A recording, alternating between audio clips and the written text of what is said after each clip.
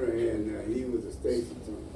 He was the one that turned on them and got to go up for murder. He didn't split. All right. Oh, I'm sorry. That's okay. The brothers, the artists, or Yeah, The Harris and Brothers, they ran out of We're about to get ready to start our meeting. I apologize. So let's do. We're first going to do a roll call. But before we begin our meeting, we typically begin with a moment of silence or prayer. Anybody opposed to prayer?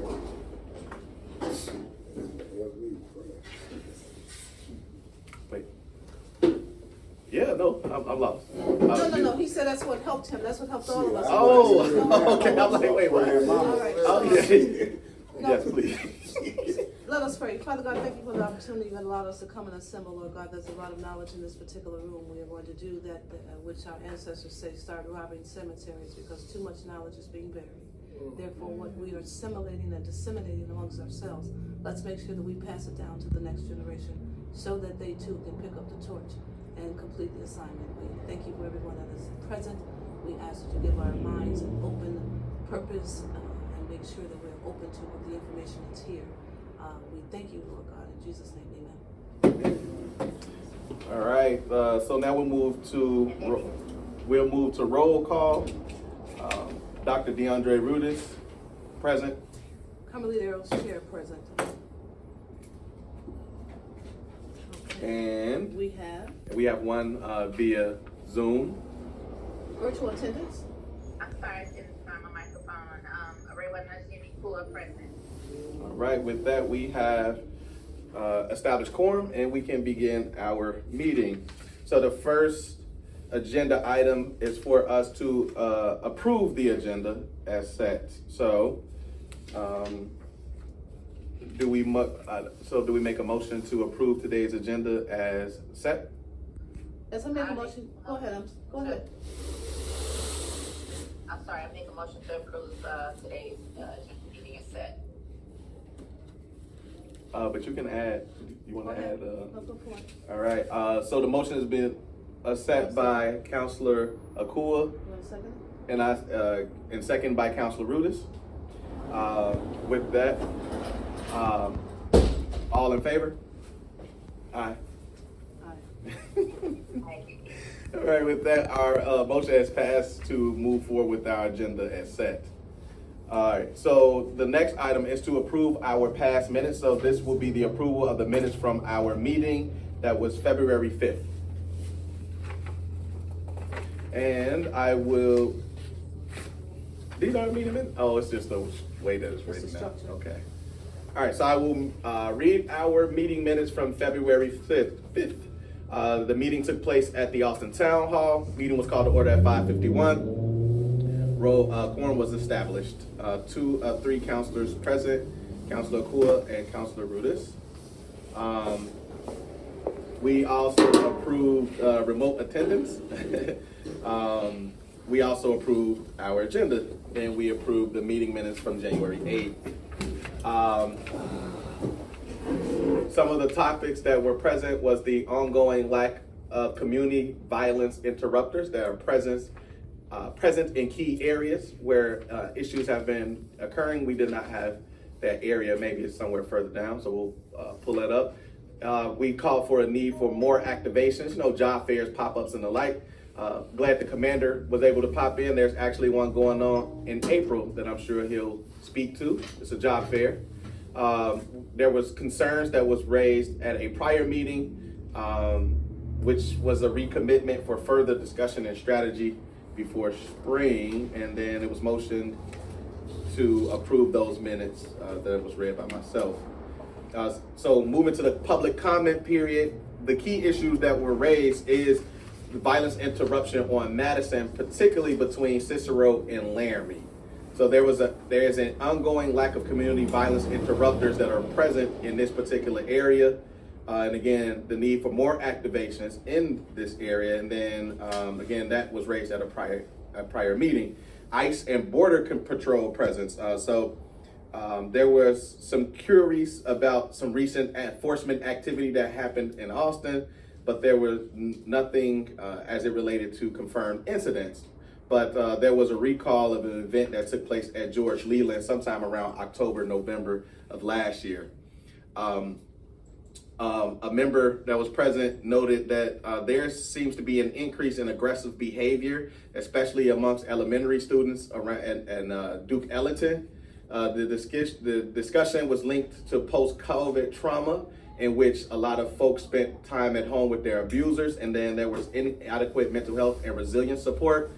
There was an emphasis on the role that restorative justice, peer circle keeper, and youth-led interventions could play instead of having adults as the only authority figures.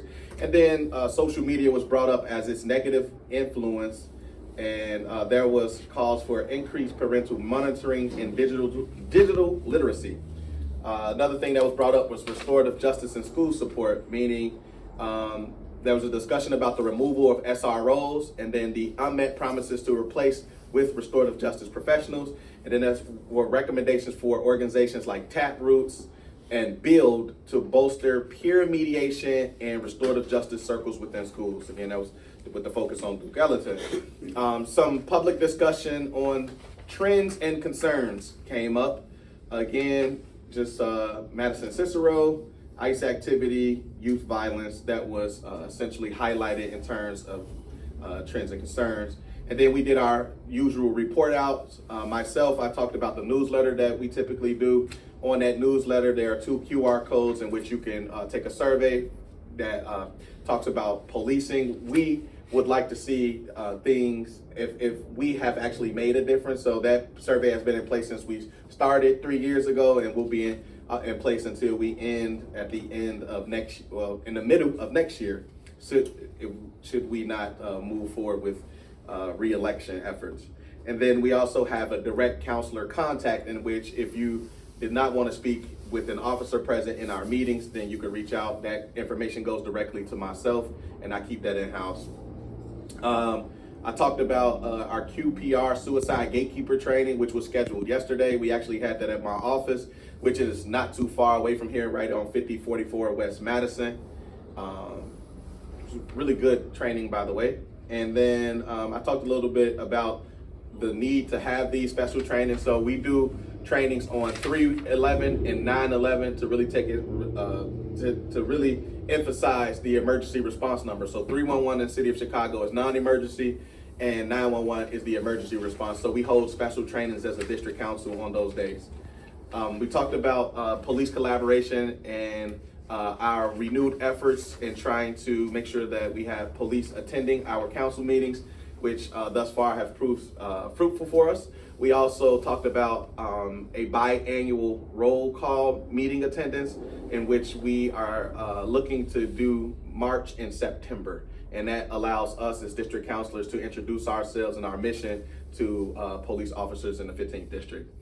We also talked about our Community Justice Alliance, which is a in development mediation process that will allow us to handle police to community conflict and community to community conflict.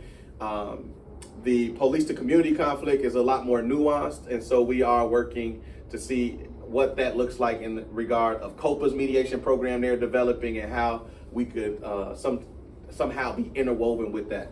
And the police district council will be holders of the outcome. What we are focused on is the community to community restorative element, and we have, if there isn't a mediation that happens for a particular issue that's happening between new arrivals in the community around the area of Pine and let's just say Lake, because I can't think of the cross streets. Lotus and around Lotus and Lake Street area. We're gonna that'll be our first community to community mediation once we launch the pilot. We are working with the Department of Immigrant and Refugee Rights to help with that issue, and that is all. And then Councilor Akua brought up our Facebook page. So we do have a unofficial council Facebook page that is launched. Councilor Akua, when she gives her today's update, she can tell you exactly where to go for that. Basically, you can find our resources, meetings, trainings, history and achievements on that Facebook page, so you can follow the district council and see exactly what we've been doing in 15th district. She is a nominator. She also talked about the nominating process. The deadline for application was February 6th. Nominators have been chosen. As she introduced herself in her position, she'll tell you all about the nominees that are now going to go in front of the mayor to sit on the citywide county commission. There was a special citywide meeting that took place on January 8th at Thalia Hall. It was about 1,500 participants. That was in response to ICE CPD cooperation. District councilors are looking to get more information as it relates to communications that were going on between ICE and CPD to make sure that there weren't any collaborative processes taking place, because some people felt that there were some concerns with the way ICE was coming into the city. And again, Councilor Akua can speak to that. COPA appointed a new chief. Her name is LaKenya White. She was nominated after a year-long community informed nationwide search. And then she brought up a ton of community events and activities that were happening in the month of February. We didn't have anyone from the commission to add any updates. That was the next section. The next section was a report from the police district. There were several shootings that had happened in the past, and again, this is February's meeting, including a homicide that happened on a 300 block of Ferdinand, but a suspect was found in charge. There is an increase in robbery crew activity, but there was an investigation going on that was in partnership with the citywide robbery team and area detectives, and some advice was given for residents to be vigilant and not remain in their cars while distracted and report any suspicious activity. They also talked about a pilot program that is happening right now in the 15th district, which is, and I probably will say this wrong, so Commander, if I do, please correct me, span control, a model that is under the consent decree, which is focused on having smaller sergeant to officer ratios, so no more than 10-to-1, closer to 7 to 8-to-1, that allows for closer leadership of newer officers. Is it span control? It's yeah, that's correct. Span control, Unity of command, span of control. Span of control. And I apologize, everyone. My name is Carlin Morrison, Commander of 15th District. Thank you for having me here. I apologize, I was late. We're hosting pre-service candidates, individuals that have been promoted to the rank of sergeant. I was interviewing those candidates, so we hope to get some very talented sergeants here in order to keep unity of command, span of control, a program that the department is implementing in many of the districts. It's expected eventually to go citywide, and it's part of our consent decree deliverables that really make for a more effective policing model, a model that the sergeants will have more interaction with the officers on a consistent basis. So the officer will know who the sergeant is, sergeant will know who the officer is, and you can best really intervene in a lot of early warning situations, or sergeants will have an opportunity to recommend members for various assignments and department awards. So it calls for a closer relationship. So thank you for bringing that up. Copy that. Also under that, there is a new performance evaluation system that will help to increase accountability and consistency. Yes. So historically, performance evaluations were done on paper, and they were done inconsistently throughout the year. But now we have a new performance evaluation system where the metrics are actually by which we measure the officers. They actually included on an electronic database. So it requires the supervisor to go in and once every month to put specific behavioral indicators, both positive and not so positive, documenting the behavior of the officer and the work performance of the officers. So it calls for, at the beginning of the evaluation period, for the sergeants to sit down with the officer, or the lieutenant to sit down with the sergeant, or the captain to sit down with the lieutenant, or me to sit down with the captain, or my deputy chief to sit down with me, and we identify goals that we want to set for the oncoming year. and performance indicators that we like to achieve, such as I agree that I'll have a, let's say, attendance rate of 95%. I would like to get promoted the coming year, or I want to take more training classes, or I want to become a more effective officer. And this is a way that the performance evaluation system, as well as the span of control, this is an opportunity for them to really to interact, to have a better relationship between the supervisors as well as the officers. We talk about police accountability, and we talk about discipline, we talk about training. These are a lot of the metrics or deliverables for our consent decree. But one of the other is our officer wellness as well as supervision. So this is just a method by which we're trying to really fill the deliverables of the consent decree, so that when we look to the operational compliance, where the monitors, they actually come out to the districts and they begin to see how we're progressing with the consent decree, we'll have something that we think that a better model by which we can show what we're actually doing and not just talk about it. Copy that, thank you. All right, then we had violence analysis, which despite the notoriety of the Austin community in the last year, the actual year-over-year violence numbers in the 15th district were reportedly down in 2025. Most of the shootings were tied to personal disputes, robberies, rather than coordinated or retaliatory gang violence, and instant investigations are ongoing in several high-profile cases. Next, we had presentation. We did a clean slate legislation presentation from Ardenise Myrick, who is the Deputy Director of Live Free Illinois. Illinois becomes the 13th state to pass broad clean slate legislation. It was signed by the governor on January 14, 2026. That means automatic expungement and sealing of certain criminal records, eliminating lengthy and costly petition-based processes. Previously, it took up to 19 months per case, and there's a backlog of up to 154 years in Illinois. That covers all misdemeanor felony convictions except DUI, domestic battery, sex crimes, animal cruelty. The implementation starts July 1st, 2026. Full technological rollout by 2029. Records dated back to 2005 to 2028 will be sealed January 1st, 2031. Older records phased in by 2034. Expungement versus expungement versus sealing was explained. Law enforcement retains access to sealed records. So if they're expunged, law enforcement cannot see them.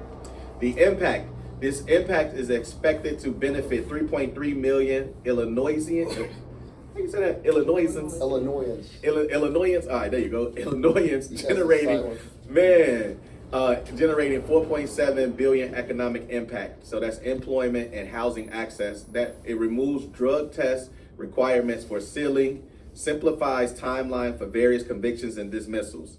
The eligibility and wait periods. So for a felony, you have to wait 3 years post-conviction supervision before it's automatically sealed.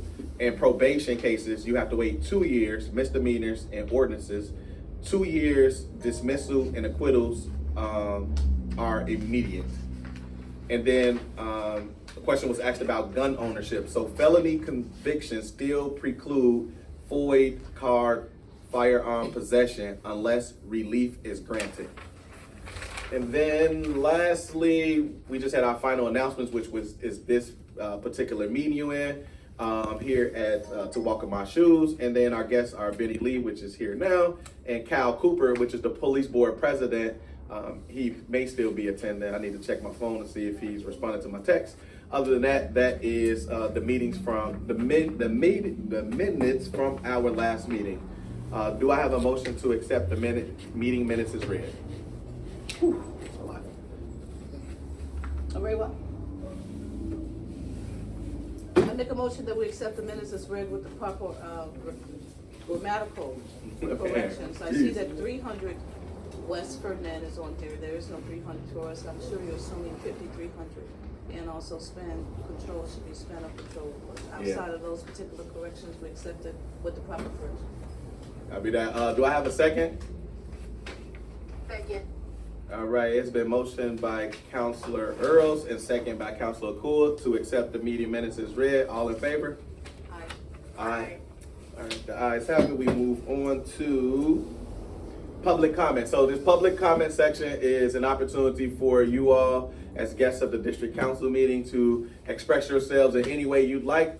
Typically comments are 2 minutes long. They could be spanning anything from police accountability concerns to public safety concerns. Does not have to be limited to this particular area. Could be wherever you may reside in terms of 15th district. Also, if you do not want to share because an officer is present, then you can always reach out to me separately, as I mentioned earlier. So at this time, would anybody like to add public comment?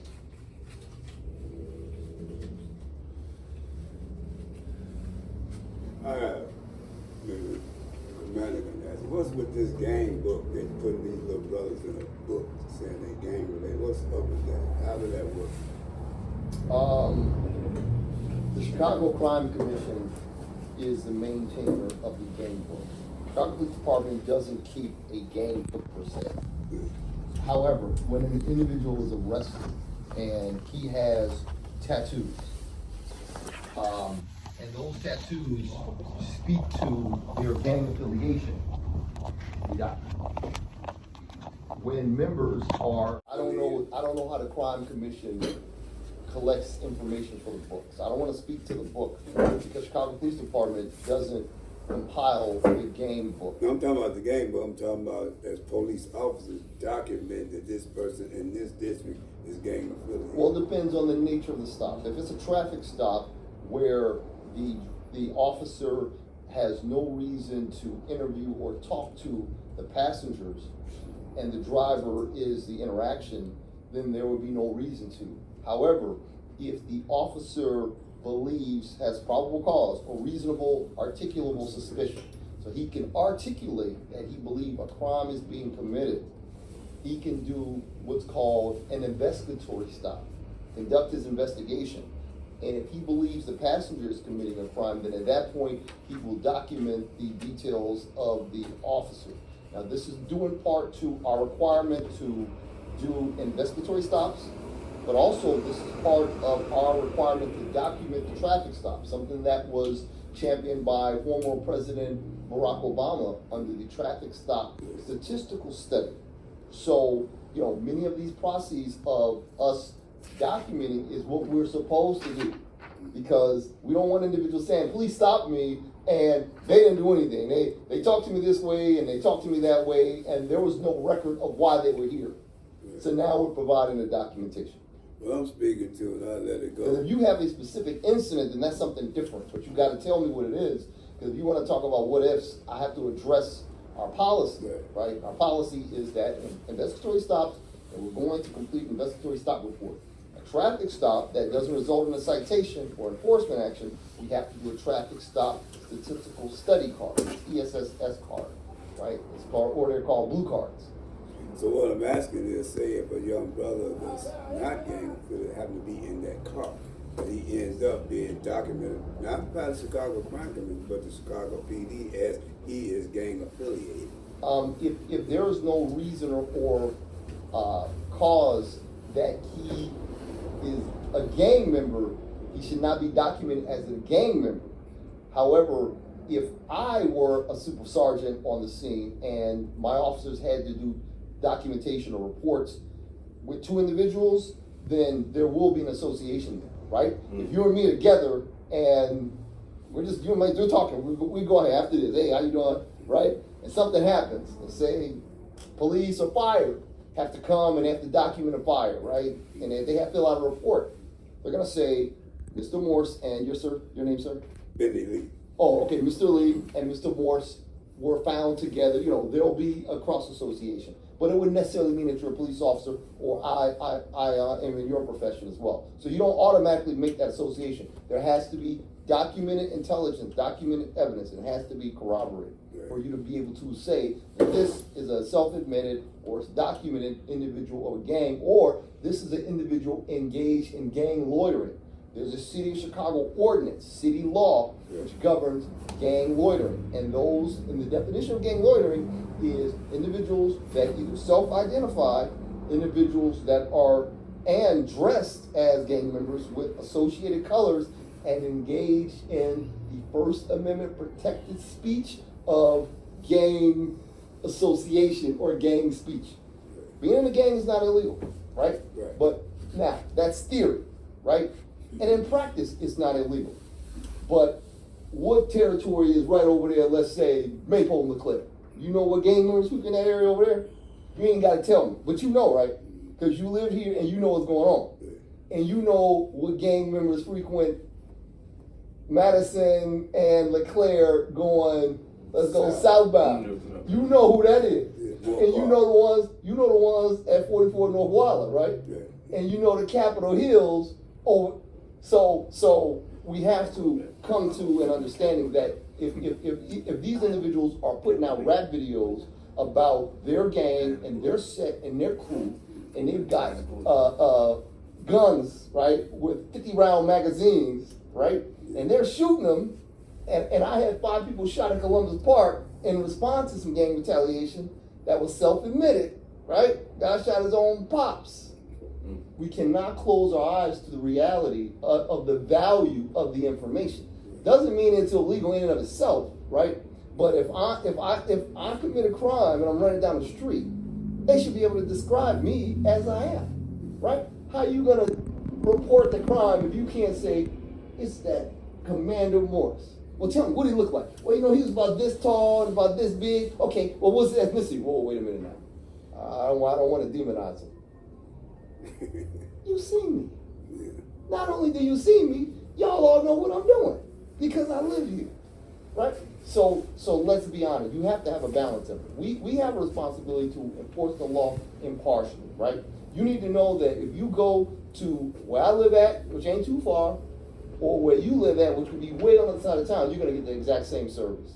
And it's police service, right? Nobody should be accusing you, nobody should be putting you out of their car and putting you on the car, nobody should be doing all these illegal activities. But at the end of the day, officers have a responsibility to do a thorough preliminary investigation. It protects them, it protects the department, and it's part of the oath they took when they took the job. We're public servants. We work for the state. It's not my personal preference, it's what the office requires of me. Right. Just like their office requires of them.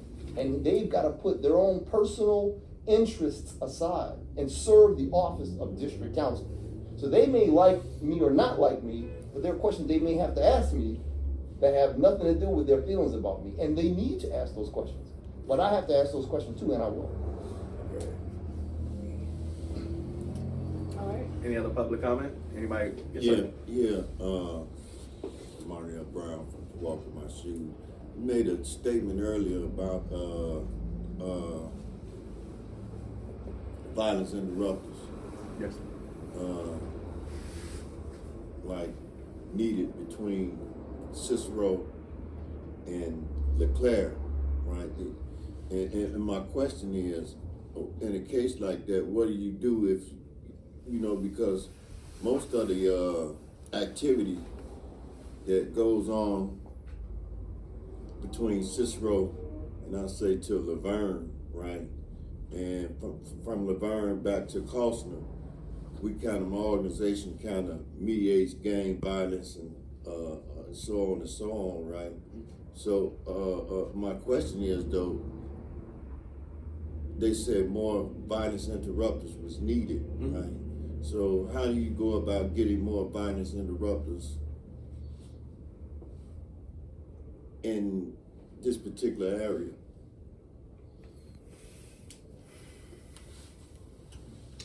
So I actually I had a meeting today with Together Chicago. You familiar with them, right? Together Chicago? Mhm. No. No? They have an office here in Austin, and they have one in Garfield Park, East Garfield Park. And they do anti-violence work. We got Build, they do anti-violence work. Maybe. We have the Institute of Nonviolence. I think they also have a West Side chapter.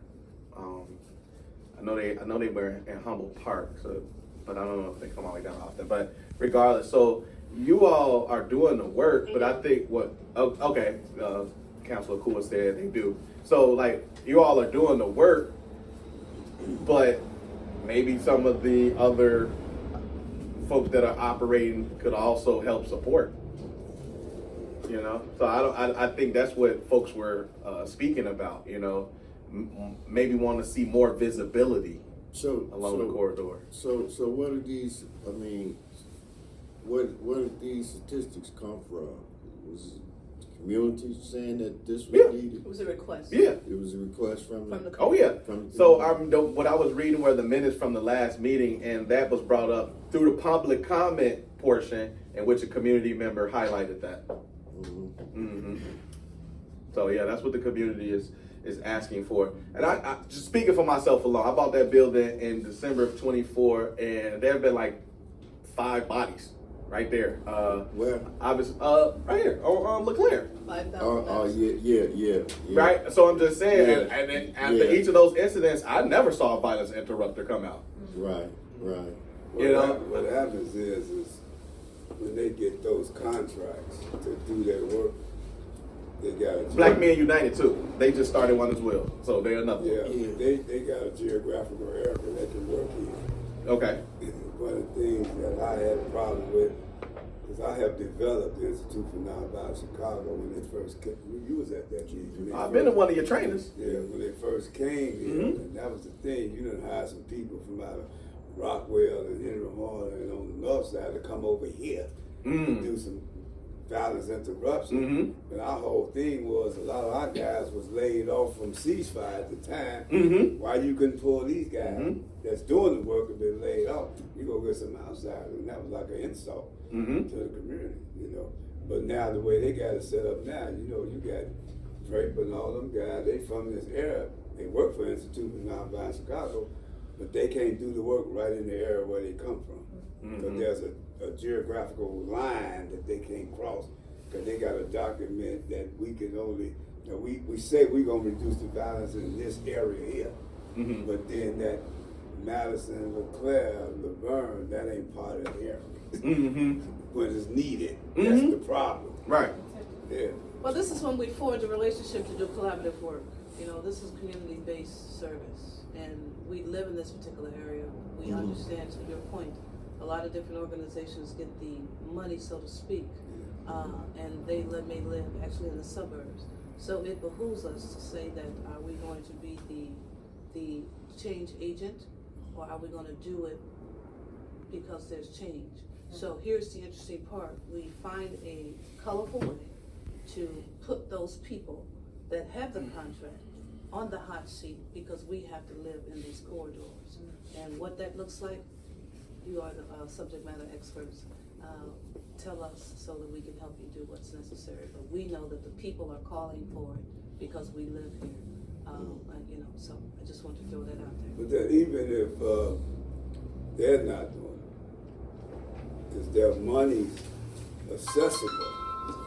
But say my organization in my shoes collaborate together and say, we see a need. Our premise is that there's a lot of shootings in this area, this area, but there's no violence interruption in the area. So that show a need for those kind of services. Right. Is there an entity that we can tap into to get the funding so we can do that work?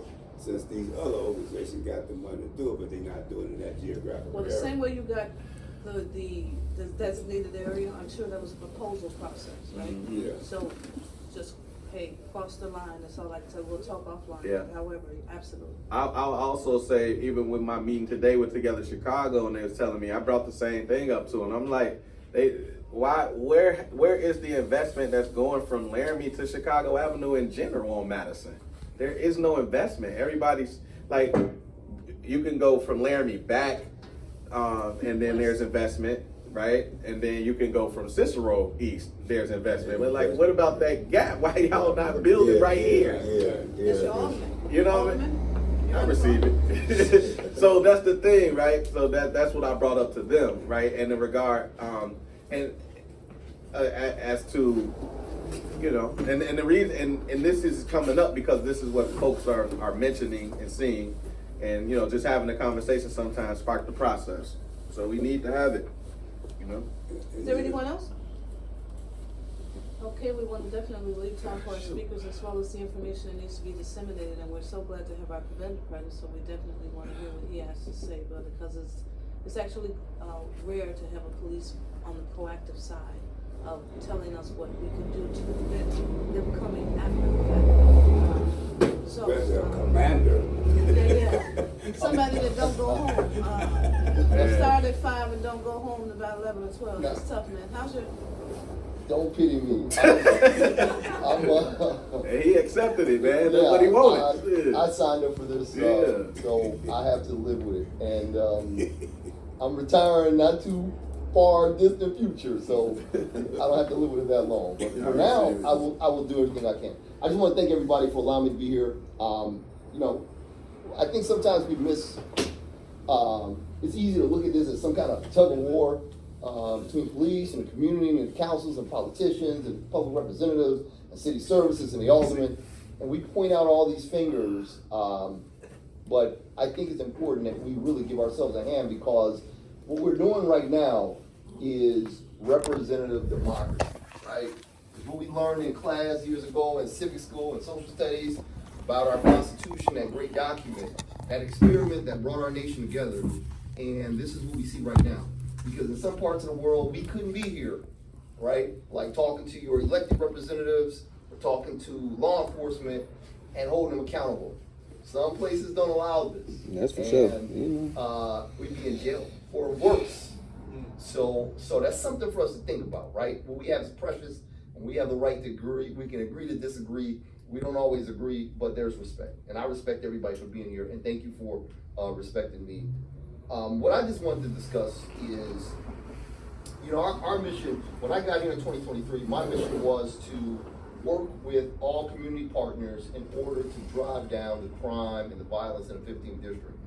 And I know that you don't want to wrest your way out of crime problems, because that's not really how it starts.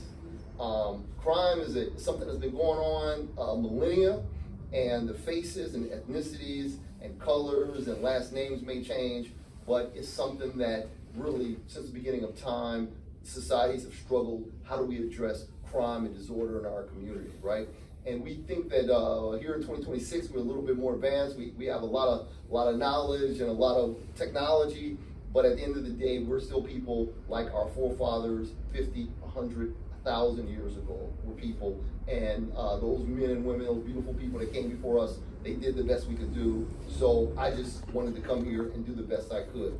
So my approach is collaboration.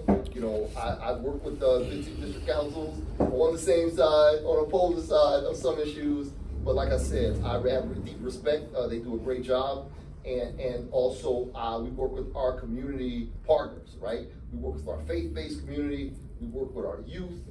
We work with our violence interrupters. We work with our business owners. We work with our schools. And we have specific meetings dedicated to each one of those, right? And we go and we listen and we participate, and we really try to have officers that are committed. Many of our officers, they live in this community, they were raised in this community, they play basketball, they went to Marshall, they went to these various elementary schools, and the ones that don't, it doesn't matter, because you're all trying to do the right thing. And sometimes, you know, we have younger officers or older officers that make mistakes, and they are young people, and you know, I tell them, I go to these roll calls and I tell them, I say, you know, we all make mistakes. You made a mistake on your job, and so did you, and you too, and y'all did too, because you just corrected the mistake, right? But as an officer, you're a public official who's sworn to uphold the law. When you make a mistake, there's going to be a review and a scrutiny and an oversight that other people don't have, right? So once I retire, I can go home and have a beer, and I can fall down the steps, and it's okay. But if I do that as police commander, they're gonna say, you were intoxicated off duty, and they'll likely kick me out of this position, which is okay. They should. So I just remind them that they're part of a legacy of officers that have come 1,000 years before them, 100 years before them, but more importantly, a part of the community, right, that we here now with, and they know that. So I'm gonna go over some crime stats, because, you know, it's easy to talk, but man, what's going on in my block, my community, right? Yep. But these are stats that you can easily get from chicagopolice.org, right? So this is what I have now, and I'm just going to, so the way we look at our crime over, I should stand up. I was always talking, you speaking, you should stand up.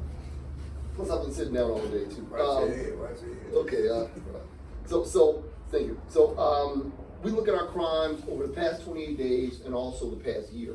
A 28-day snapshot gives us, I would say, a running assessment of how we're doing month after month. It lets me know where I should be putting my immediate resources. And then when we look at it year on year, it gives me an idea of how I'm doing overall, like what kind of report card in this area, in the measurement area. And there are other report cards, but this is a report card. The stats are a way to look at it. And I don't go out and tell my officers, go out and you do this, you make arrests. No, I don't do that. I say you go out and you serve the people the same service you want your mother to get. You go out and you talk to people the same way you want your mom to talk to. Because all of us don't identify with our dad too much, most of us. But most of us have a big mom or a grandma or auntie or somebody who loved and cared for us, who wanted us to do the right thing and just go to school and make what we could out of ourselves. So when I look at our homicides, and like I said, you know, I read these stats in a lot of meetings and people say, how I know you're telling the truth? You can go to chicagopolice.org and the stats are there. They keep the stats, they reference the stats as well. When I look at our 28-day homicides, we're actually down 50% over the past 28 days. We're comparing a month for this year, 2026, to a month in 2025. When I look at our year-to-date homicides, we're down 16%. When I look at our shooting incidents, we're down 37% over the past 28 days. Year-to-date, we're down 15%. Over shooting victims. So we may have one shooting incident, but we may have 3 people shot. So we'll have additional victims when we have multiple. And that's why we make it a concerted effort to try to address these crowds and these large gatherings. Because once they start shooting with these large gatherings, you're gonna get multiple people shot. I was out there all night last year in July, right on here on West End, and it was crazy out there. Must have been about 3,000, 2,000 kids out there. We did our best to corral and push them, and once we got them corralled, somebody got shot and we lost the line and we had to get it again. We called in resources all across the city, and when I left here at 7:30, I got out there maybe 10 o'clock at night. I didn't leave at 7:30 in the morning. It was still about, I would say about 500 people on Madison Avenue at the fish place trying to get some food. What do you do? You know, what do you do? You're trying to keep them safe.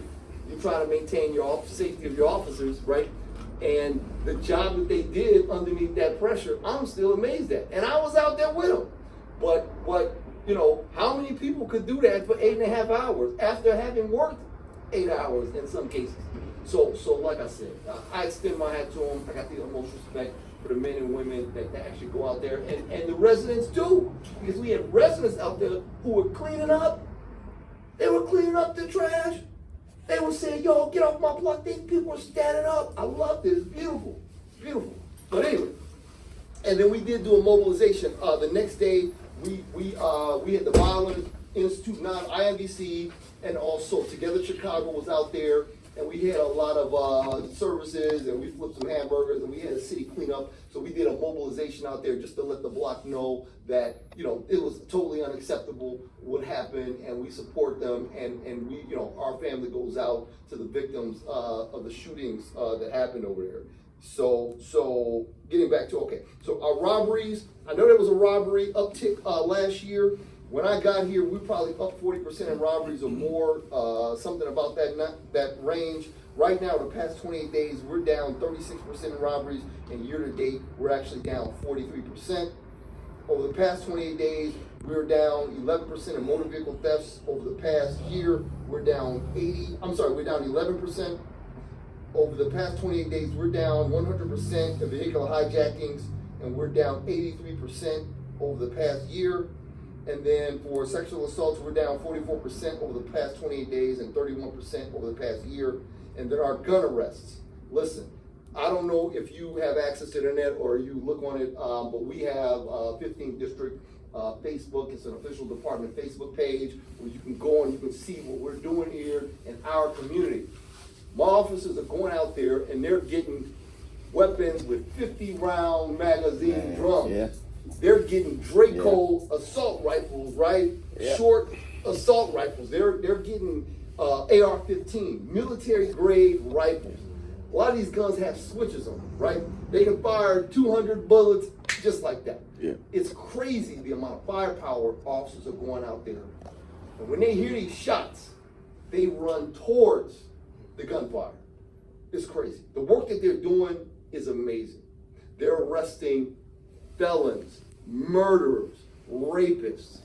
Right? We had a criminal sexual assault pattern right on Washington when a guy would call up and he would call up these ladies online and he'd get them over there and rip them. My officer, we were able to go working with the detectives and get those guys identified. We recently had a 12-year-old who was shot with his dad in his vehicle. My officers were able to go get this guy identified and my TAC team went out and locked this guy up. We're focusing on criminals, hardened, dangerous people who live in our communities and do violence in our streets. Now, you may not like me or like the police or agree with the police or whatever, but look outside the window, right? Look out and see what's happening in our communities, right? It's happening for a reason. So yeah, we need the police, and I understand we need the police to act right, but at the end of the day, 99% of us are going out and we're just trying to do the best we can at our jobs. So like I said, gun arrests, they're over the past 28 days, they're up 36%, and then over the past year, they're up 7%. So these are the numbers. Numbers, they don't lie, but they don't always tell the full story, because at the end of the day, this is really about people. It's about the people in our community, it's about the officers, it's about you, it's about the residents, and it's about, us just trying to have a better, safer community for all of us. That's all I got. Any questions? Thank you. All right, thank You you. don't have to come on, you don't have to clap. All right, No, if you're kind enough to give the statistics, I'm kind enough to accept it. Well, thank you. Appreciate your time. Thank you. Appreciate that time. I do. Thank you. all right, so the next section would focus on any public discussion on trends and concerns in the district. So is there anything that you all are seeing that you like to speak about? In the past, things have come up such as pedestrian safety. Other things have come up such as the youth and, their aggressive actions, in schools and things like that. Our community policing office, we have a very strong relationship with our youth. We have partnerships with Build, with By the Hand, with Westside Health Authority. And when we do our district level strategic plan, how we're going to plan our crime and our manpower allocations, focusing around top 3 beats, we actually give our youth a say. We have a meeting, it's called Community Conversation, where we host as many youth as we can get to participate. We host them at the school across the bill. He's gonna kill me. Dr. Anderson, Charles Anderson, Michelle Clark. He's gonna kill me. We host them at Michelle Clark with Dr. Charles Anderson. We give them pizza and we let them guide us and tell us what they want to see out of law enforcement, what the problems that they perceive. In addition, every Tuesday at the 15th District, you can bring your young people there. We have tutoring. We let them play video games. We play basketball with them. We put a hoop up in their lot. We actually have, we call it Hip Hop Tuesdays. We let them do dance, listen to music. Our youth officer, Officer Will Martinez, he has a program where he gets the young men suits for prom, the young ladies dresses for prom. He gets them toys and books. We host from Dominican University, dietitians, young people that come. A lot of them they're teenagers and are in their 20s. They're in school trying to get their degrees. They come to the 15th District and they teach our officers about eating healthy and healthy choices and sugar content. So for us, it's an entire wraparound community ecosystem for what we're doing here in 15. I don't know what other districts are doing, but since I've been here, and I've tried my best to elevate it, we're doing our best in order to keep those bonds tight with the community. I heard someone mention school resource officers. That was a decision by Yeah. the Chicago Public School System to have the officers removed from schools. CPD had nothing to do with that decision, but what I will say is we in 15 have gone around to every school with the officers who were formerly school resource officers and also with one of my supervisors in order to maintain those relationships. So when something happens in schools, we have somebody we can reach out, we can go over and we can talk to. I don't know if you know Charlie Hunter, but Charlie Hunter was one of our former school resource officers, but now we have him as a district coordination officer, and he goes around checking on the schools. He's at the games. We're in contact with the aldermen and the security for the stadium to see how many officers they'll need or to see if they can increase their resources.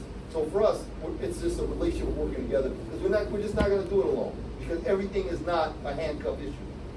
It's a partnership issue. Sure. All right, sorry. That's Yeah, no worries. No more. I won't talk to you. Any trends or concerns that anybody like to list? Again, it's things that's you're noticing in your area. Okay, copy that. All right, next we will move into reports from district counselors. So, Counselor Akul, can we start with you? Because the next session is also the commission. We don't have any commission updates, but we kind of do with you. So if you could do that. Okay, thank you. Good evening, everyone. Happy Women's Can y'all hear? History Month. I know it's low. Yeah, happy Yeah, Women's you History blow up. Month. That's Oh, not her. she's yeah. That's not her. Can you hear me? Hold on, wait. We're gonna be quiet. Yeah, let me move the.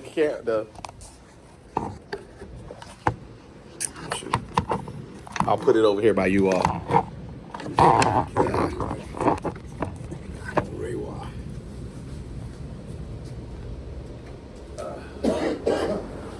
Hopefully we can get it. All right, you want to go ahead? Good evening, everyone. Happy Women's History Month. Glad that you're back with us, Commander. I'm sorry, for my absence, but I'm on my way to St. Louis for my granddaughter's volleyball tournament. I have a few updates, but I just want to make a brief comment in response to something that the commander said about, sometimes, people not liking the police. And, for us, we're not abolitionists. I am a reformist. I'm a strong reformist, and I stand on that. Even though I lost a little one, to police violence, I still involve myself in this work because I wanted things to get better. And being a district counselor, want hopefully to really build those relationships. This gives me an opportunity to be able to build on that. But what I don't like is when policing is not equitable. And for me, it doesn't matter what beauty, what people, what geographic, or all that background, that matters to me. But that every person, is treated with the same dignity, courtesy, respect. No matter what. We just have not always gotten that, and that is why we're here. And because of those things that happened, that was one of the things that they said, is build these relationships with our department, and we can together confront the social ills and the violence and the things that are happening in our community.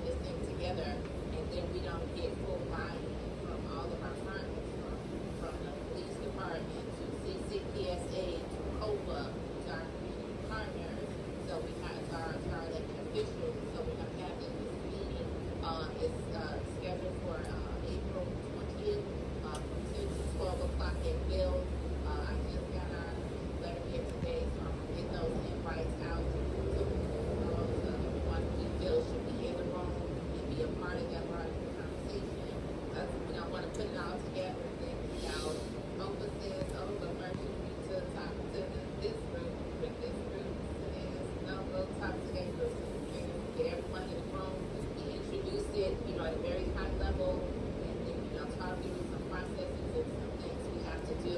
I think it'll be a great pilot, not just for 15th district, but hopefully it's going to be something that could be mirrored in other communities that want it, because you still have some counselors that are isolated, to be perfectly honest, and may not want to engage with, you know, their departments to the level that we want to. So maybe other communities can consider it and adopt it as something that they feel they can use. But I think it really will get us to the crux of what this ordinance was designed to do. Because it can also be considered an alternative to policing. If you have community members that are listening, instead of them calling 911, they can reach out to us. We put a council together. Communication is the greatest thing in the world. And sometimes people just don't know how to talk to one another for whatever the reason is, and things just get escalated. And so this could be an opportunity for us when we're talking about, you know, how communities, you know, can police themselves. And this is a perfect opportunity for us to be able to do that. And then give it out. And so there were meetings open, which was for the north side, and then our two evenings, because both of our youth are aging out, and Mayor Gottlieb, who was one of the representative commissioners for the north side, is stepping down, and so the nomination, you know, went through this arduous process of over 90 applicants. We had to narrow them down to 6 applicants. And let me see, I got my, I took a picture of it. Oh wow, I don't have my glasses. Yeah, I can't see the names. Maybe Isaiah, because I'm driving, I don't know if I can pull it up. But here we go. Let me see. So we did our development. So we have our representative, Angela Guzman, another youth, and he's from the north side, south side is Devontae, south side youth, Gary Johnson, and then we have Rebecca Levine, she is a north side resident, Javier Vasquez, who was the north side youth, and Anthony Young, who was the south side adult. So we had to put 4 youth forward for the mayor to pick those 2 youth seats, and the other several are adults that can fill that one north side seat. So I think the mayor has 30 days to select and appoint, or he could possibly reject some of the names, and then we have to put other names forward. But they will take those seats, and I may have my timeline off, but we will take those positions in the next 2 years. Is when we'll have to go through the election process and follow our key candidates. And the last thing I have is a community event. Us coming together is planning to have us come together in collaboration with Bill and our other restorative justice youth empowerment task force partners. I have the restorative justice youth conference on March 20th at Bill from 11 until 3 o'clock. Justice Circle. We're gonna do a justice podcast. And they got lots of other activities and things for them. We're gonna try to connect them to some that shall not want out of the applications are open. So we're gonna, you know, help some of them apply for some of those jobs. You know, short there. So I shared it. I shared the flyer with Officer Martinez, but I do have to remember to put it on our Facebook page as well. And I think that is all I have in terms of announcements. All right, copy that. Thank you. All right, so I'm Dr. DeAndre Rudis. I'm the community engagement specialist for our group. My goal, my role sees me essentially be the communication liaison between the district council and the police department. Also, if there's any concerns, they typically come through me. Concerns being from the community, they usually come through me. I also record all of our meetings, and I put them on our YouTube page. So if you've ever missed a meeting, you can always access the meeting on YouTube. I create a newsletter for the group as well, and I mentioned earlier when I did the read back about the 2 QR codes that are attached to the newsletter, and the newsletter itself is just a summation of the meeting. If you had not been able to attend, then you get to read exactly what happened, at least in short form. Additionally, I also create our trainings for us. So again, you missed out yesterday on the QPR, which is suicide preparedness training. It was a really nice training, and again, we do those either 311 or 911. But if folks are interested in doing something like that, we'd love to redo it. I know there's a couple folks that I saw online that said that they forgot about it and would like to do it. So if any of you all are interested, we could do that again for you. Another thing that I do is put together our quarterly Know Your Rights events. Our next Know Your, and essentially what that is educating you and informing you on various topics that are related either to public safety or police accountability. In the past, we've done one on marijuana. We've done one on pretextual stops. We've done one on articulable reasonable suspicion. We've done one on your First Amendment right to protest, various things. So this upcoming one, we actually want to do on opioid use. So as the weather starts to change and conditions ramp up, it makes it right for folks to experience overdose, and the supply is highly tainted now, and so we want people to be aware of, the Good Samaritan law, things such as if you have Narcan and, you try to save somebody's life and something adverse happens in any type of way, that you won't be responsible, but people need to know that just in case they may be scared to help somebody. So that will be taking place in April. That will be April. It's right now there are 2 dates in consideration. We just have to check because we're going to do it in partnership with the Westside Heroin Opioid Task Force, and it's either the 23rd or the 30th. And we will, put out a notification when we select that official date so that you all can know. But if you're interested in coming to that, please do. What else do I want to mention? Oh, the other thing I wanted to mention is that I do have a person who mentioned a complaint. I went and put the complaint in with COPA to follow up on it. It's already a complaint that was already put in, followed up on it. That complaint has since closed and went to the Bureau of Internal Affairs. I have reached out to the Bureau of Internal Affairs to see what was the condition of the case, because again, it is closed out even in BIA, but I wanted to know what was the result of it, because for whatever reason they did not notify the person. So I followed up and I have yet to receive a response, but I will. Additionally, we are also trying to get somebody from the Office of BIA to come to a meeting and speak as well. So essentially that's pretty much what I have in a nutshell. Counselor Earls. Thank you very much for the update, Councilor Kula and Councilor Rudis. Carmelita Earls, the chairperson of this trio, the retiree who is kind of a little laid back, a lot of different things that they do, and their daily domains overlap the responsibilities of district council. I can tell you that we're driven by our experiences. After 30 plus years with the Chicago Fire Department, I can tell you that what we tend to experience is what drives us in this work.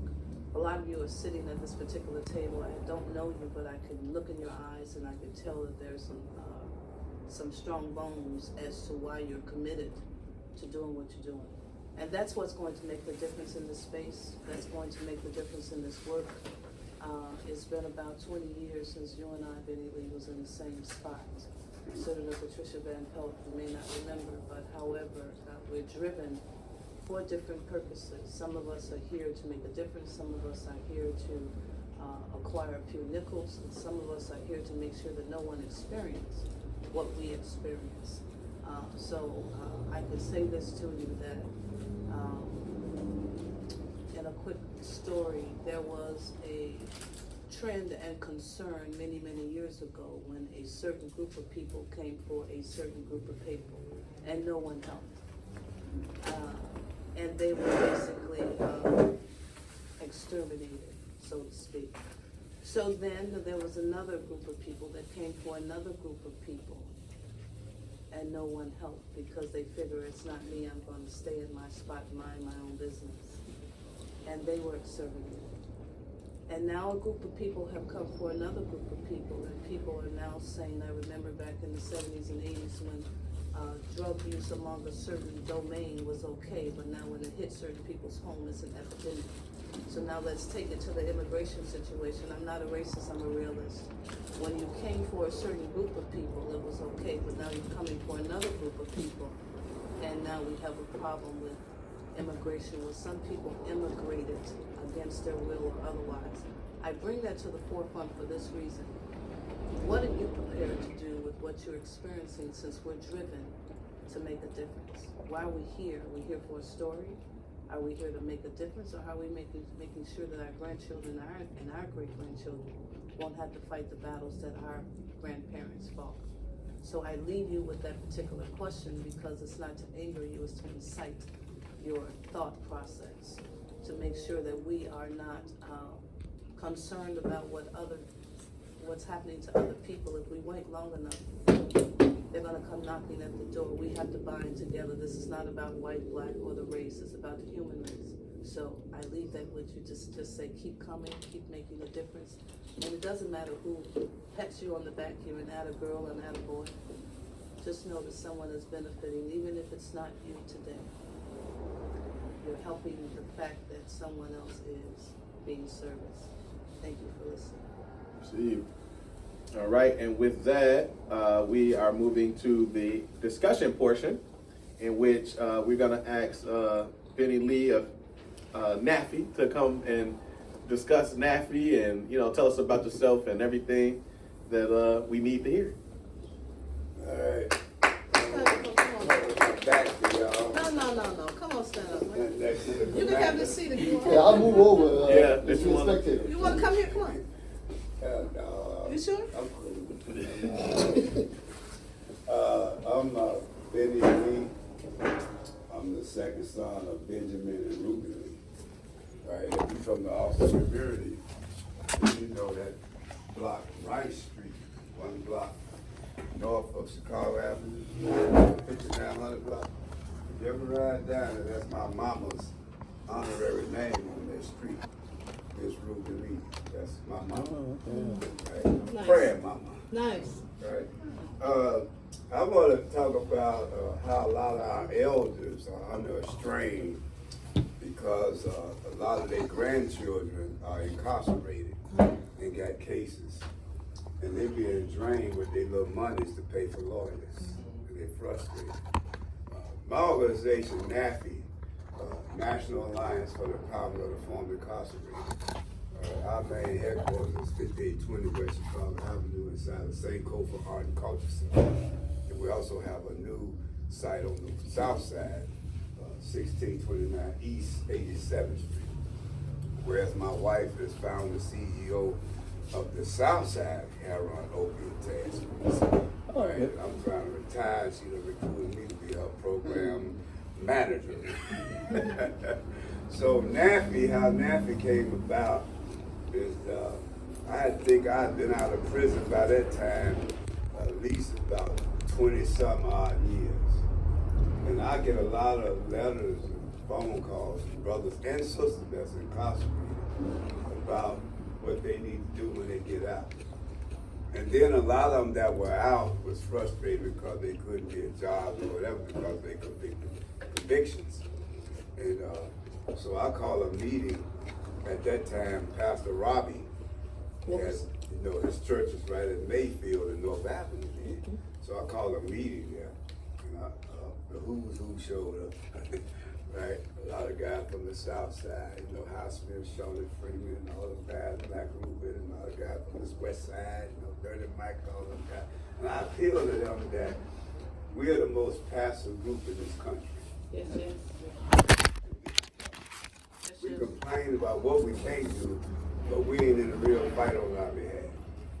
At one time, handicapped people were being discriminated against, but they came together and fought for their human rights. And now they are a protected class. And you can't go to no public facility without saying a handicapped parking space, a handicapped accessibility, right? Even the LGBT community were being discriminated against in a lot of ways. They didn't fight for gay rights, they fought for human rights. rights. So now they are a protected class because they stood up for themselves. So I appeal to them that we got to emulate what they did to become a protected class. Now, there was a case in Washington State, not D.C., but Washington State, where those brothers and sisters, they can't vote for 7 years once they was released. And then they would have to petition for their right to vote back. And they took their case all the way to the United States Supreme Court. The Supreme Court ruled that because convicted felons are not identified as a protected class upon the Voting Protection Act, that the Supreme Court couldn't rule in their favor. And this is why it's okay for states to deny convicted felons the right to vote in their state. Right? One thing we have here in Illinois, we can't vote when we serve time in a state facility, like a work release facility or prison, but we can vote while we're in the county jail and when we're on parole and probation. That's not a problem for us. So our first move was to, all of us had to become registered voters. It was 47 of us, and 12 of them were women. And we became registered voters, and then we had the Board of Elections to come in and swear all of us in as deputy registrars. Nice. And so my thing was, you guys from the south side, you go on the south side, and y'all canvass your community and register every formerly incarcerated convicted person and their families to vote, to build a voting block in your area. Brothers on the west side do the same thing, so we need to build a voting block among ourselves, right? Because the 13th Amendment of the United States Constitution say that no person of U.S. citizenship should be subject to slavery or indentured servitude unless otherwise convicted of a crime. So what that means, it gives regulation board the authority to set a criteria to exclude a convicted felon from getting certain licenses. I've been out of prison 42 years. I still can't become a licensed real estate broker. Can't sell insurance. Can't work in no public school. Can't be a chaperone at my own grandson's school because I'm a convicted felon. You can be president. Yeah. So what we do is like Austin has the highest concentration of convicted felons in this country, in this state. Austin, right? It was back in 2020, I think it was.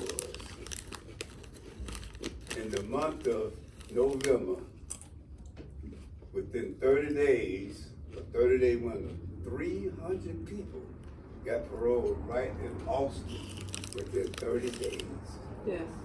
Now, where are the jobs, the houses, the resources for 300 people fresh in, not Garfield, not Oak Park, Austin? And this is what we're dealing with, right? In Illinois, over 70% of the people that's in an Illinois prison are people that's been there before. A lot of new people ain't going to prison. It's the same thing, right? They recorded close to 60% of those people come from 6 neighborhoods in Chicago. Damn. You know, Roseland, Inglewood, Lawndale, Garfield, Austin, and Humboldt Park make up close to 60% of Illinois prison population. Damn. And the real saddest thing is you got more people woke up in Chicago with an ankle bracelet on house arrest than you have in the whole Illinois prison system. You're talking about a community that's being locked up, right? And so the work we do is try to, on the pre-release part, we go inside the prisons and we work with men and women that's on their way home and try to get them to start thinking in terms of how you gonna market yourself when you get out here as a convicted felon. But that ain't going nowhere. You know, we believe in this African proverb, you can't build your shield on the battlefield. You can't wait till you get out and talk about building your shield. Incarceration is shield building time. And I challenge brothers, like, you know, those stimulus that cause you to go to prison are not present in prison. No one's pressuring you to pay rent in that cell you sleep in. Nobody pressure you to pay for that food you eat in the cafeteria, or pressure you to pay for that clothes you wear while you're in prison. But the day you walk out of prison, you gotta figure out how you're gonna clothe yourself, feed yourself, and house yourself. If you don't have the resources, if you don't have, like me, see, you got inmates and you got convicts. I was a convict. An inmate is a person that go to prison, but prior to going to prison, worked a job before, had an apartment, raised some children, did some things, got some social maturity. So when he or she get out, they've had experience working, having their own apartment. I'm an ex-convict. I ain't never worked. Before I went to prison, I never worked. Never had a job. No social maturity, right? And so when I came out, I had to grind, man, the last time I come out. 32 years old, never had a social security card, never had a driver's license, never worked a job in my life, right? So I had to start from scratch, man. And the most challenging part was the psychological blocking ages. You know, one, how I saw myself, and how I viewed the world, and how I viewed myself functioning in the world. And for years, I saw myself as a hustler. Now, man, these guys, we were hustlers, right? We changed the law in Chicago. We used to play back in the 70s. We was on the buses playing 3-car model. You know, short cars. We used to entertain people that got on the bus. Police didn't even know how to arrest them. They used to tell them, well, why don't y'all just move down the street there? Why don't you go over there? Then public outcry, right? Then they started locking us up for gambling, $25. Then public outcry, they said no, they started locking us up for state gambling, $100. Then they came up with a law, theft by deception. Yeah, theft by deception. But my whole point with this here is, I talked to State Representative Camille Lilly and State Rep. Sean Ford that if they can go to Springfield and bring me some monies to do a pilot program in Austin, not all of West Side, not all of Chicago. I do pre-release work going inside the jail as well as the prison. But now what I find in the jail, our young brothers never heard of discovery material. For any of y'all don't know, that's all the evidence that the state's attorney got against you, right, to convict you. A lot of guys don't know that. They never heard of it. They don't have access to it. And I tell them, say, you're the expert on the case, but you was on the scene of the crime. The police was called to the scene. You was there. You know the facts. Right? The state attorney got his fact from the police and the witnesses. You know, you the expert. But if that lawyer is not giving you that discovery material, the police report, the witness report, all that kind of stuff, then you need to get rid of him because he needs you to cipher through that and say what's factual, what's not factual. If a case happened on Lake and Cicero and the witness said I was standing on the southeast corner and I saw him do something way on the northwest corner, ain't no way you can do that because there's an L track that's blocking his view. Yeah. You know that because you was on the, you know. So we go to court for some of these, and you know, they even stopped that too. We used to go to court for some of them young guys. We used to educate them on this discovery material, their rights and all that stuff. And so now, the county jail won't allow us to write support letters on their behalf to the judge. So we got a program, we go in there, it's a nonviolent program, right? And we used to write support letters to the judge on the behalf of these young guys. We can't do that no more. We used to go to court on their behalf. And what really got me to start thinking, I went to court one time for this little brother, one of the little jack boys over there off the bench, Kelvo, right? I went to court for him, and when he come out, and I see this elderly lady and this young lady, I said, it's got to be his mother and this girl, right? So when it was over, I introduced myself to her, and she was so frustrated because this lawyer wasn't telling her what was going on with her son. Right? So I asked her, would you let me just lie to this lawyer when he come out and tell him I'm your oldest son? And let me talk to him. So when he came out, I asked him, I said, hey, I introduced myself, I said, hey, what's going on with my brother? Are you trying to prepare him to go to trial? Or are you trying to work out a deal so he can come out for lesser time? Mm-hmm. He got the fumbling around, said, that is not what I asked you. Right? I said, well, we can't resolve this in this hallway, but my family need to meet with you at your office because we need some answers. Because he's been locked up going on 2 years. That's too long for this type of case, right? And so I was surprised. I showed up at that meeting at his office. And I challenged, I said, what's his term like? See, in Illinois, you got a right for a speedy trial. Mm-hmm. They got to take you to trial within 120 days or they got to throw it out. Mm-hmm. A term means you got this going, but as soon as you agree to a continuance, it breaks the term and it starts all over again. Right, so my appeal to State Rep. Sean Ford and Camille Liddy that we need to do a pilot program to raise the community awareness of due process of the law. We got one case, Lil Rice, right? His nephew been locked up going on 8 years. Why is that case in this court that long? 8 years? Somebody paying. Right? Why is that? That's something that we finna talk to the Chief Justice about. Why are these cases in these courtrooms 5 and 10 years? That's too long. So when we got indicted for the Pontiac riot, right? It was 17 of us charged with 15 counts of murder, 2 attempt murder, mob action, and we went to court at 26 in California. Just like That case didn't last 3 years. And it was 17 of us. Why is this one person still in court for 8 years? Some of them guys been over there for 10 years. These are members of our communities, and these grandmamas, is every time they show up in court with the lawyer, they gotta come out their pocket. They can't afford it. So we need a pilot program to educate our elders, not just our elders, but our people, period, on due process of the law. And how do you choose a lawyer? Right? Because most of our people that's in prison copped out. They didn't go to trial. So what you say was, what that says to me, you got a body of lawyers that don't have trial experience. Come on. So you got to look at that resume. Have you ever took a case to trial before I give you this money? Because my son is facing a murder case, right? And if he comes out, he won't die there. He need to go to trial because we believe he can beat it. But have you ever took a case to trial?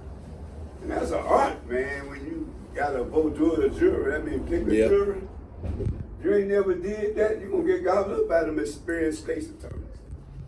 Right? So that's my whole thing, is that we need to raise our community awareness on some things, so especially these elders, so when they go to that courtroom, they know what's happening. They know what a motion for discovery is. They know what that is, to follow that process. Inadmissible evidence. No, police probably didn't have probable cause. They need to understand all that. Yeah. Right? And we need to educate them on it, right? Yeah. That making some sense? Yeah. So that's my whole thing, is that we need to do that. You know, 'cause let me say this and shut up. You know, I commend Commander Moore. You know, one time I didn't like police officers. Right? You know why? I wasn't born a police. But you know why? Because I was a criminal. Yeah, for sure. That's why I didn't like them. But now I understand, if somebody break in my house, who am I gonna call? Police. The police. Yeah. Right? If they arrest that person, who's gonna represent me in court? Police. A state's attorney. So the state's attorney is not my enemy. Somebody do me wrong, do my family wrong, that's who we gonna rely on to take that person to court, is the state's attorney. That's who we gonna call on to make that arrest. And the sad part about, we talking about black on black crime, man. I don't condone a black brother robbing another black brother or doing something molestation to a black sister, right? One of my best friends is a retired police officer named Howard Sappho. Back in the 60s, him and Renaud Robinson, they were black police officers that were being discriminated by the police department. And they band together, formed the African American Patrolman League, and they sued the police department and won the case. Right? They the one that got Harold in office. And when he got in office, Howard and Renaud, there was his personal security. They didn't have high ranking position with the police department, but these guys fought for the community, man. You know, see, a crime can't happen.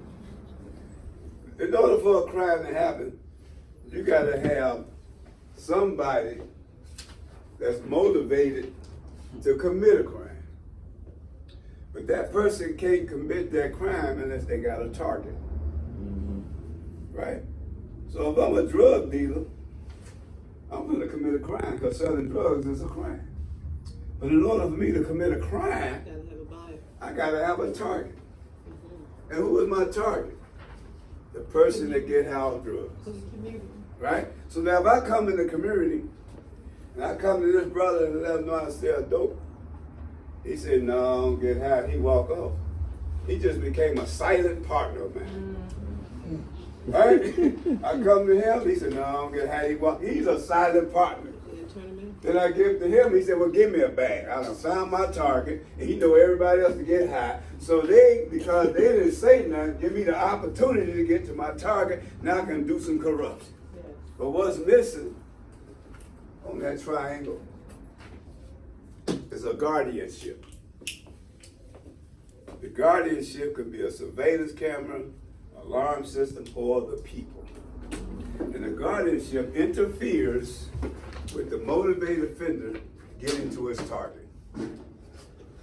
So what that look like if I come in and I say I sell drugs and he say, no, I don't get high, I appreciate you took that somewhere else because there's kids around here. Mm-hmm. I get to him, I get the same message, him I get the same message. I'm gonna have to move around. You gotta move, yeah. But now because we don't have a guardianship, that's why he got a lot of work to do in Austin. Because we don't have a guardianship. Yeah. He said it. We can't arrest ourselves out of this problem we got in Austin. That's right. It's the community that's empowered.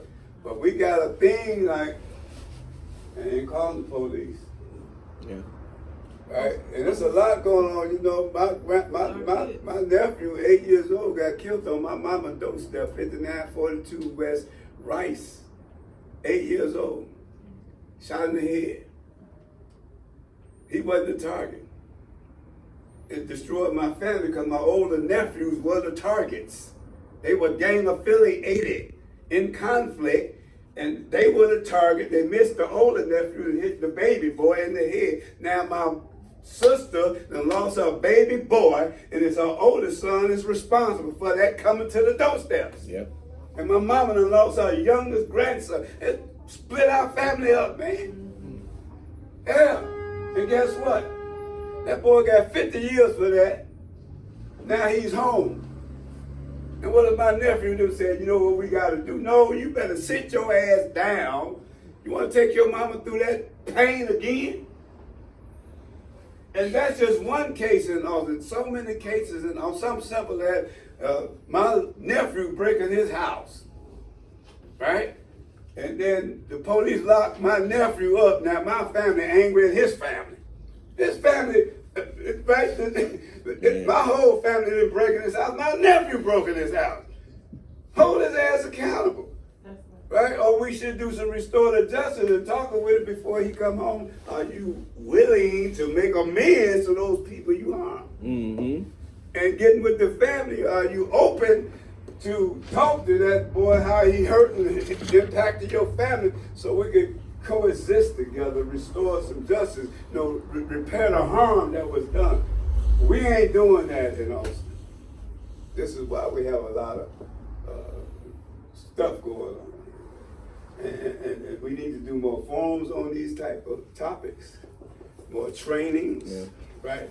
And one group just can't do it all. Yeah. You know, one group can't do it all. So I'm gonna say this to land the plane. I do much as I can, right? Even me and him back in 1967, we found ourselves fighting white boys to travel from Laverne and Gladys all the way through that white community to go to Columbus Park just to swim. Mm-hmm. That was all white. Mm-hmm. And other guys, we went to May School on Laverne and Congress. Other guys joined us in the summer. We became a crew just to protect our sisters and these younger brothers to get from Cicero to Columbus Park and to get back home safe. As a result, we became a street gang, defending ourselves, right? And pressure was put on us for some old vice lords. Because they noticed us. They said, if y'all gonna be around here, y'all gotta be vice lords. Mm-hmm. And we said, we ain't finna be no damn peewees. I was 13, he was 12. And that's how we started, right? Blacks couldn't go across Lake Street then. Yeah. Where that McDonald's at? That used to be a showroom car dealership right there. Mm.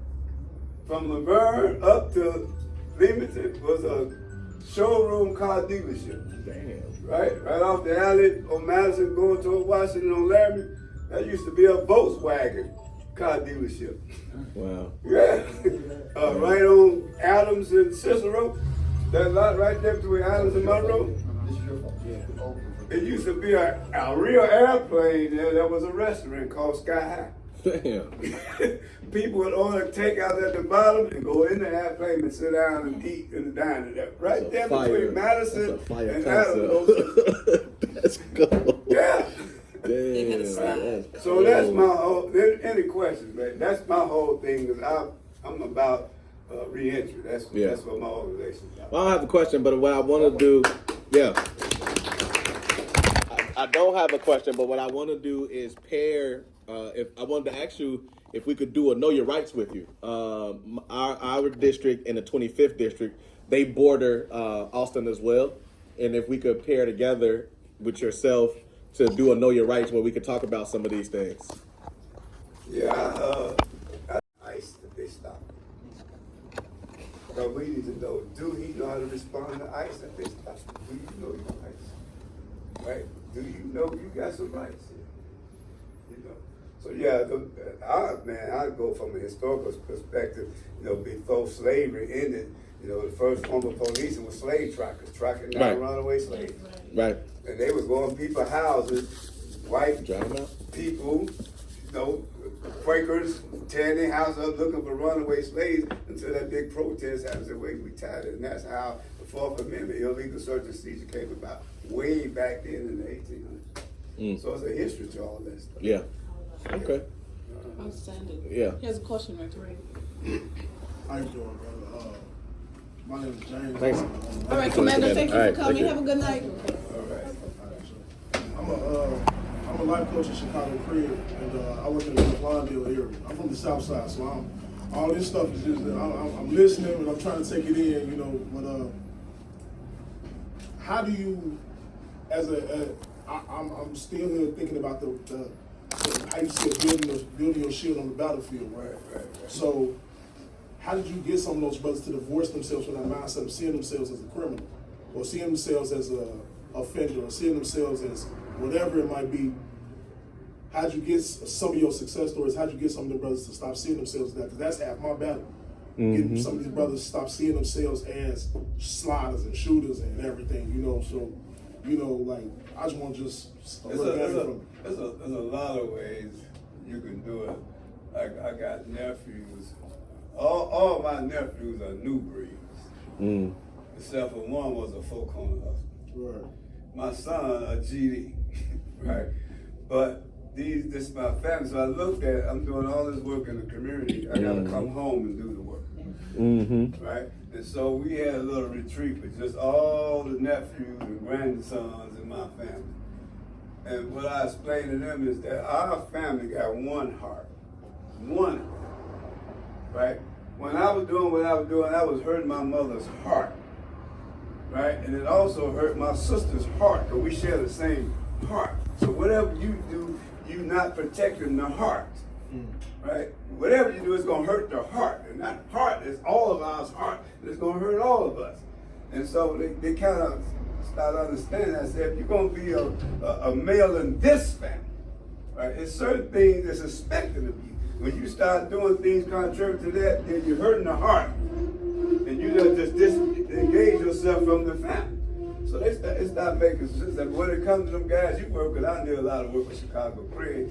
In fact, Ernie Duncan told me right now, before he started Chicago Crib, we had a meeting at 13th and Kids. Me, him, Akeem, all of us, who's who, right, from the streets, right? And he picked our brain, he created Chicago Crib, and then he bring us on board. I think you was in that meeting, right? Yeah. And so when I talked to those guys in Chicago Crib, when I talked to them guys in Chicago Crib, the Ready Program, also, and Institute for Nonviolent Chicago, and all them books, my whole thing is to talk to them about them.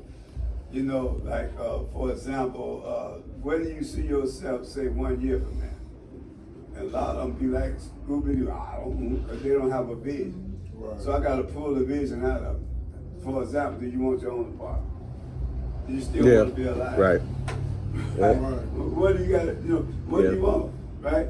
And then what do you got to do to make that a reality? Right. You think you might get in school, but what are some things you got to pull it out of, and then what do you know about you that's gonna block you from getting it? Right? I never tell them to get out of a game, because if I do that, you know what I'm saying, if you're part of a gang and I frown on gangs, you know what I'm saying, something wrong with you, so now his wall's gonna go up. There you Right? I said, stay plugged, but where are you trying to go? Mm-hmm. You see what I'm saying? Right? And I ask things like, do you think you've been a good manager of your life?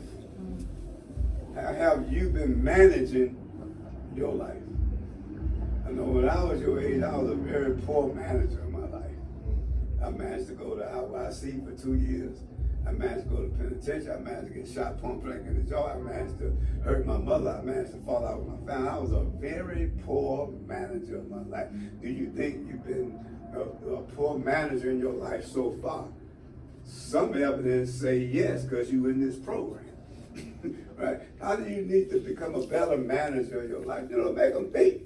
Mm-hmm. Give them little exercise, make them think. One exercise I did, because I used to do groups with Chicago Craig, with Brittany and them over there, right?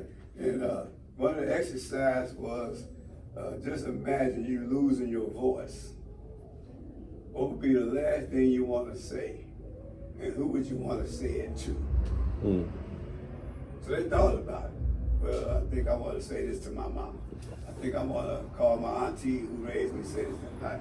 Okay, now we take a break, call them, tell them. Mm-hmm. Mm-hmm. Some of them brothers came back crying. Mm-hmm. I called my mama, and I told her that, man, I could hear her crying on the phone, it made me cry. Mm-hmm. Because I got them connected with the heart. Mm-hmm. You follow what I'm saying? So them the kind of exercise you got to do with the guy. Is get them connected. Like I always tell them, it's three things they have to do if they want to be successful in what they're trying to do. The number one thing is they got to stay alive.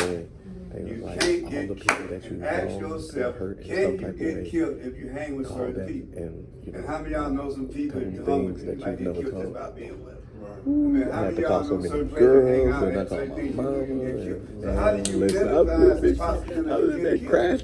Think about it. What do you need to do to minimize the possibility of getting killed? no question. And the second No thing question, is you yeah. ain't going nowhere locked up. You got to minimize the possibility of getting arrested. Can you get arrested and hang with certain Yeah, people? no. Can you get arrested and hang with certain places? What do you got to do to minimize the possibility of getting arrested? Yeah. You sure ain't going nowhere high off no drugs. It just triggers the brain. I don't want to cut the wisdom, but I do need to at least close our meeting out. This isn't our place, so I don't. Right. You know what I mean? So I will do that. But again, you can get back to it if you need to. I So gotta go too. okay, so we have the last thing that we have to is just a final announcement, which is just of our next meeting. Our next meeting is April 9th. It's the location is TBD. 5:30 is our usual start time. And with that, I make a motion to end our meeting. All right, well, you still there? Okay, Ray was is not there. I'm second the motion. Oh, I'm sorry, no, I'm here.